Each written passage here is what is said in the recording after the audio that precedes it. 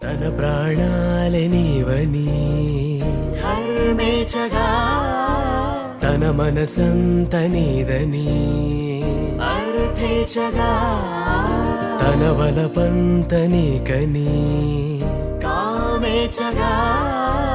అవధులు లేని ప్రేమకై మోక్షేచగా మూడు ముళ్ళతో 7 అడుగుల అగ్ని సాక్షిగా ఇద్దరం ఒకటిగా మారగా